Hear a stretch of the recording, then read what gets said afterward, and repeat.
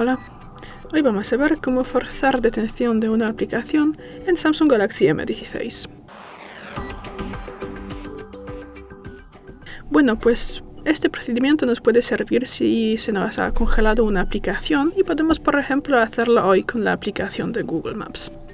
Bueno, y si quieres forzar su detención, salimos de la aplicación y luego pasamos a los ajustes.